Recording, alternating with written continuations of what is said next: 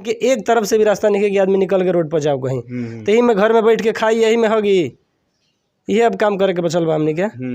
आना तो हमनियों के वह हाल होई जौन दूसरे लोग करता, कश्मीर से लोग छोड़ के भागल ह, तो हमनी के पट्टादार के चलते घर छोड़ के भागे के पड़ी, जमीन बेच बेच के। दूसर क्या करब सर? थाना आज तक ना आइल, गलती से आज सुबह आयर लसिया, जब कुछ मामला काल कपार पर फटल बा तो कल भी नहीं खे आइल, आज आयर लसिया थाना दोपहर में देगा तो बड़ा बाबू ना आयर लहन, छोटा बाबू आयर लहन, रोका टोकी विवाद होला जाना के चलते हमनी के मार खेले बानी सन। हमनी के 5 खाली मारे खेले बन के मरलहू बनी जाए, एक आदमी की शायद उन्हीं से लागल बा चोट। हमनी के भैया आज तक लड़े की आदत नहीं है, जे अइला सर पे ही मरले बा हमनी के। एक रॉड स्टील के लागल आदमी, अच्छा कुदाल से लागल बा, कुदाल भी मरले बालो, बेकिल रोड में हमनी के गिर गिल बानी सन।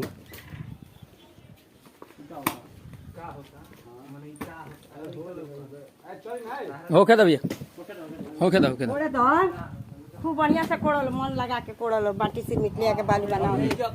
तारा घर के मालिक बा? हम तो तार माई का करे रहियो फिर हम ना तो फिर तो तार माई के ना, हमें जे तार माई के ना निकले के चाहिए। अरे तो हमें जे तो ना रह तो कर मतलब है नहीं जब तू बाड़ तो ना बोले हां तो ओ बेर उनका भीतर रखेला, हम के चर के मान चाहिए तो तारा तो उनका के काहे मन क के चले जब मालिक जब घर में ना रही तो बाहर मत निकल। तू आब बता हमरा से तो हम तो आइले रही मालिक के बा, हम नहीं खी मालिक, तू मालिक हम के करे है तो बालो मालिक चल के बतिए मालिक का बातियो मालिक के बोलू तारा घर में तो हम का करे आइली। अरे तो भाई ना तो क्या निकल समाज में घूमे, मन समाज में तो घुमाई ले लिए तो समाजों के बात ना घुमाई, समाज में ना लेन देन ना होई, चलो समाजों के बात मानो जाला के बात मन जब बात करे तो बैठ के बतिया समाजों के बात बतिया ले चले ना दुआर को बात मान ली बोल। अच्छा बात मान ली कोई दुआर पर सुन ले, चलो चलो लेन देन वाला कारबार। अब तू चलो ना मन दिया तू चलो या तो चली ओकरा बात करे जान होई तो कोड़े के बाद होई जगह रउआ चुप रही। रउआ यदि बोले तो मुंह से कुछ गलत निकले तो धर के मत रखे, हाथ का पैर जोड़ी ओसे हमके मतलब नहीं के, रउआ से हमनी के कोनो बात नहीं के। रउआ जाई, यदि अब शब्द कुछ निकलल तो कर विषय में रउआ समझे मत, रउआ समझे मत। रास्ता से ले आवा हमारा जगह में नहीं खे आके कोड़े के के हम कौन तुम्हारा लिखाया हुआ है क्या? ना ना चलो रौरा मुहे हम ना जाए भाई, हई हटावा थोड़ा आराम से बोलो। हेलो बोले घर जे हेनियो आवेला, गरज दिखावा, घर जे हेनियो आवेला, गरज के दिखावा, तू गरज के दिखावा हमके, तुम्हारी बात के ना होता।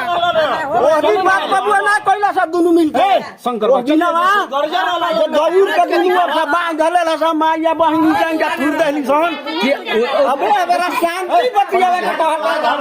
हई हटा ले जाई, हई बानू हमार हटना ऊपर से ईटा गिरी, हम उनका मुंह ना आए ना जाए। अरे वो होई तब नहीं रोकी है आ वो तहार नाम हो होना आगे के हो आना तहार होता भागत देखा दो तोहर भाई ए बोलला बा वो तो ना तिवारी में आवा बने आवा कोड़ यहां कहीं खोड़ दे, खोड़ दे। यहां का खेला बा, तोहर खेला यहां इनका खेला बा। ओए पंडित चलो कोड़ा कोड़ा ये बोल बा जेकरा जे किनाता हम करो जाओ। हां भाई हमें कहां बात बाजे ओए बेटे ये में ओए बेटी मार रहा गाड़ी चल ना गाड़ी होइले गाड़ी तू गाड़ी हम बना देला ले ले हमरा हां कहां देला अब वो कहां ना हो हमरा बाबा के कोई तू ना तो हम तारम कहियो गइल बानी, तू मत तू नहीं तो हम तारम कहियो नहीं की हमरा गले मत कहिला कहीं ता अरे लौड़ा तारा देले केहू जाई, भाई हो तू अपना लौड़ा तारा देले केहू जाई। मत ही वाला बहन चोद हमनी केतना बा कि हमने अपना में रह सकत नहीं, कमा के शांति से खा सकत नहीं, घर में जाता है जा तो बाल आज के यहाँ आके माँ चुदावता सबे। हां मां चोदावा तारे से पहले चोदा ले बिया तो पुरानी तो मारी तो दूसरा उखाड़े यहाँ बताइए कि माँ का भूतरा। अब BA, BCom, BSc और MA, MCom करें विश्व की सबसे बड़ी यूनिवर्सिटी इग्नू से। सॉल्ड असाइनमेंट और गाइड बुक्स प्राप्त करें। संपर्क करें Mahakal computers, DAV college gate के सामने, सिवान। डाउनलोड करें भोजपुरी के पहला story telling mobile app Yayavari via Bhojpuri play store से और डूब जाएं दुनिया भर के कहानियन के अद्भुत सागर में आपन भाषा भोजपुरी में। यायावरी वाया भोजपुरी, कथा कहानी आपन बानी। नमस्कार, हमें राना रुआ देख रहल बानी मैच बॉक्स। और अभी हम बानी सिवान जिला के ई सिसवन थाना ह और सिसवन थाना अंतर्गत सुवही गांव में बानी। यहाँ पर काल सुबह एगो झगड़ा भइल, एगो विवाद जौन बा ई ज़मीनी रहे। ज़मीनी ऐसे रहे काहे कि यहाँ पर आपस में पटीदार लोग झगड़ा कइल, लड़ल। उहो काहे खातिर तो ज़मीन खातिर और रास्ता खातिर। असल में एकर माजरा का भाई थोड़ा सा हम दिखावे कोशिश करते हैं। दिखा द पीछे एगो घर बा।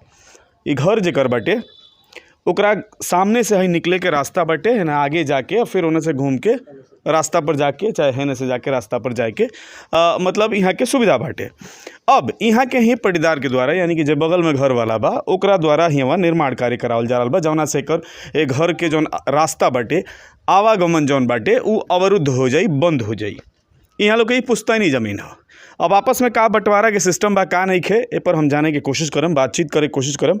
मामला यह बाटे कि निर्माण कार्य करावल जाते हुए रोका टोकी भहुए, ओकरा बाद में विवाद बढ़ुए, झगड़ा भहुए, लाठी डंडा, कुदाल, फेरसा, गणासी जौन चल सकता उ चल हुए। कई लोग घायल बा दोनों तरफ से। और दोनों तरफ से FIR भी कल गेल बा। दोनों तरफ से सिसवन थाना में आवेदन दिहल गेल बा, FIR भी भइल बा। अब एकर मूल कारण का बा, ए पर हम थोड़ा सा जाने के कोशिश करते हैं। हमरा साथे बानी एक पक्ष से, का नाम है राउर? मनीष कुमार ओझा। मनीष कुमार ओझा जी, बताइए ई विवाद जौन बाटे ई का बा? राउर घर तो हई ह? जी हमने के खानदान है सर। अच्छा, पूरा पटदार ही जी पूरा पटदार है सर। हमार बाबा छोट बाबा रहलन, उनकर बाबा बड़ बाबा रहलन। अच्छा। वहाँ के 2 गो लड़का, रामानंद ओझा आ शंकर ओझा। हमरा बाबा के 3 गो लड़का, गजानंद ओझा, ब्रह्मानंद ओझा आ बायोनंदन ओझा। अच्छा। एमे अभी तक कोनो बंटवारा नहीं के भइल। जौना हिसाब से हमनी के का तो बना के हेने तू रहा होने हम बनी। पूरा फ्रंट हेउ साइड के रोड वहाँ के बा जिम्मे, आगे के भी रोड वहाँ के जिम्मे बा। अच्छा। हमनी के जिम्मे कुछ नहीं खे। एगो बड़का बाबूजी हमारे बड़े, उनका जिम्मे थोड़ा सा आगे के फ्रंट बा। अब बाकी हमनी के 2 भाई खातिर हेने बाटे। तो इहो हमनी के चले के रास्ता बा। होने आगे हमार जमीन बाटे, वो सब खरीदल है जादू जी लोग से। अच्छा। तो वही देखे हमनी के जाता नहीं। जौन बोल बताओ जी, जौन बोल बताओ। अब बाकी हई पुश्तैनी, बाकी जौन बात तो नहीं पुश्तैनी ना है, इहो बदलैन है जौन उनकरा एथी में बा। एकरा एवज में भी हमनी के होने उनकरा के दे दिले बानी से, जौन आगे बढ़ के बना चुकल बड़े। आज से 2 साल पहले भी विवाद भई रहे, जौन में पंच आके पंचायती कैले। तो मामला हमनी के उन्हें 2 हाथ दे के उनकरा के बराबर करके सब सल्टा देहल गइल। उनकर घर ना बनत रहे, रोल नहीं गिर फिर भी आदमी कहलस कि ठीक बजाय दफाइए नु बन जाओ ओकर घर बन गई। ओकर बाद साल भर के बाद फिर देखी दशा करता लो। अभी हेजा का बनता है? अभी एजा कुछ नहीं लो, लेटरिंग बनाई लो यहाँ, हमनी के रास्ता बंद करी लो, आ यही में हगी लो। ये तो लोग के विचार बा। अच्छा, मतलब एगो पटीदार हई, ठीक बा। अगर मान ली ई जमीन बा के कर, अभी बंटवारा तो भइल नहीं खे ना, अभी कोनो बंटवारा हमनी के तो अभी कुछ जमीने नहीं खे। हाँ। कागज भी बड़का बाबा के जिम्मे रहे, हमारे बाबा कुछ नहीं खन ले। अभी बंटवारे नहीं खे, सारा कागज तो वही लोग के पास बा, हमनी के तो कुछ नहीं खे यहाँ। या तो हमनी के भगा देहल जाओ, ना तो मालिक अगर प्रशासन भी चाहे तो हमनी के अगर रास्ता देव चले के। कुल मिला जुला के अगर एजा रास्ता बन जाता तो हे घर से निकले के बाहर जाए आवे के रास्ता पूरा तरह से पूर्ण रूपेण बंद। यही खातिर रोका टोकी में, यही खातिर रोका टोकी विवाद होला, जाना के चलते हमनी के मार खेले बानी सन। हाँ। हमनी के 5 खाली मारे खेले बन जाए कि मरलहू बनी जाए। एक आदमी की शायद उनियों से लागल बा चोट। हमनी के भैया आज तक लड़े की आदत नहीं है, जे अइला सर पे ही मरले बा। हमनी के 1 रॉड स्टील के लागल आदमी, अच्छा कुदाल से लागल बा, कुदाल भी मरले बालो। बेकिल रोड में हमनी के गिर गिल बानी सन। गाँव के लोग के तो शुक्रिया अदा बा जे बेचारा बचा ले बड़ा सन। हमनी के लेके ब्लॉक पर पहुँचल बालो।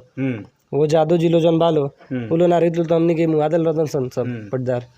5 भाई यहाँ लोग की तरफ से 5 लोग के फोटो रुआ देख ली। 4 गो भाई हमनी के।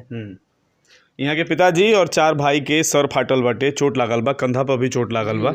यहाँ के देख ली पैर पर भी लागल बा। एगो हमारे बड़ा भाई बड़ा है जे ड्यूटी करते रहे, रात के 5 बजे भोर तक कैले बड़े ड्यूटी, और जो वर्क फ्रॉम होम बा उनकर, ओकर बाद सुत गए रहो हम। ऐसे बच गए बड़े, नहीं तो वो मार खैले रहते।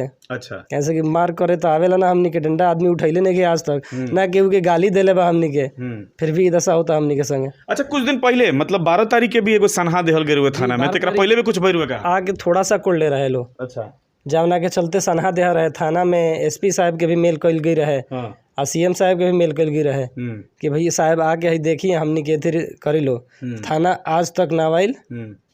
गलती से आज सुबह आयर लसिया, जब कुछ मामला काल कपार पर फटल बा तो कल भी नहीं खे आइल, आज आयर लसिया थाना दोपहर में देगा। तो बड़ा बाबू ना आयर लहन, छोटा बाबू आयर लहन। अच्छा, मतलब केहू आयर लहन? जी, छोटा बाबू आयर। आके इंक्वायरी वगैरह कइलहन कि खाली देख के घूम? इंक्वायरी कइलहन, देखलहन, ओकर बाद गइलहन। तो दोनों तरफ से आवेदन देहल गेल बा, दोनों तरफ से केस कल गेल बा। जी जी दोनों तरफ से केस केस हो गइल बा कि खाली आवेदन बा? अभी आवेदन बा, अभी तो आवेदन है, देखनी अकाल के देहल बा, अभी आवेदन केस है बा। ऊपर चढ़ल नहीं है। कैसे कि अभी इंजरी एबरा आई सिवान से हमनी के, तब ओकर बाद में केस होई। तो आज शाम तक कहीं केस होखे तो ओकर बाद देखल जाई। तो मतलब ऊ तोरा और पटदारे हैं लो जे भी झगड़ा कइले बा सामने वाला बा, तो जा ढेर समांग बने का के कि रउआ 5 आदमी पिटाइल बहिन, तूने कहा 10-20 लोग बा। ओने 6 आदमी बाड़े और उन्हें वो लोग के सब उहे काम बा, चोरी चमारी, लाठी डंडा, बगीचा में मारा मारी कईल, सब उ लोग के उ काम बा। उ लोग सीखले बा सब लड़ाई डंडा करे के हो भैया। तो रउआ भाई दिया नु? जी हाँ, तो हमरे भाई देहात, लेकिन हमनी से उनकरा कोनो नाता ना रहेला। अच्छा। हमनी के दूर रहत गइल बानी सन, हमनी के अपना काम से काम बा आदमी के। गांव में भी रुआ पता कर सकता नहीं कोई से एक डंडा चाहिए, वो बात हमनी के कोई के बोलले होगी से उल्टा, फिर भी हमनी के झेलता नहीं सन। हालांकि हई भाई जौन बावे निकले के रास्ता बटे तो ई तब पटीदार के नाते भी इतना छोड़ देवे के चाही कि भाई एगो हमर निकले वाला बा। आदमी दुश्मन के भी, गैर के भी छोड़ देला, रास्ता निकले के रास्ता बंद ना जी करेला। भैया, गैर के भी रास्ता बंद ना कर जाला, केहू के रास्ता ना बंद करेगे, लेकिन अब देखत बानी रुआ सामने बा सब कुछ। बिल्कुल, सुप्रीम कोर्ट के आदेश भी बा कि केहू के आवे जाए के रास्ता बंद नहीं रास्ता बंद नहीं कर, रास्ता बंद नहीं कर सकत रुआ पटदार बानी, हिस्सा तो हमार देम नु। बिल्कुल बराबर के हिस्सा दी हमरा के रोड पर के, हम अब हिस्सा मांगत नहीं, हमरा लिए कुछ नहीं खे। अगर मान ली कि जमीनी कुछ होखे एने ओने कर तो ओकरा के अदलैन बदलैन क के भी रास्ता देवल जा भैया ई बदलायन के ही जमीन है, ई जमीन है पाठक बाबा के, आ हमार जमीन उनकरा घर में बा, तो ओना के चलते ई बदलायने भइल बा, ई दोसर कोनो जमीन ना है, ई बदलायने के जमीन है।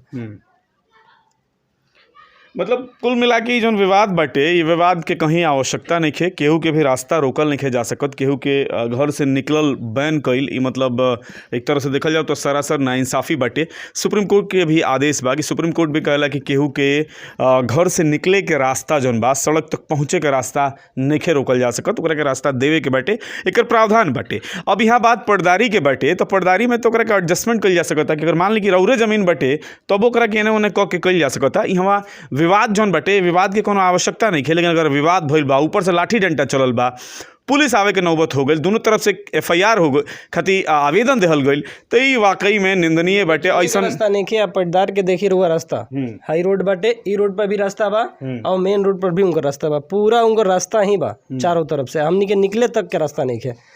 मतलब वहाँ के घर के जौन बा L साइज में बाटे, एक दो तरफ से रास्ता, दो तरफ से रास्ता बा, हमनी के एक तरफ से भी रास्ता नहीं है कि आदमी निकल के रोड पर जाओ कहीं, तो यही में घर में बैठ के खाई, यही में होगी, ये अब काम करे के बचल बा हमनी के।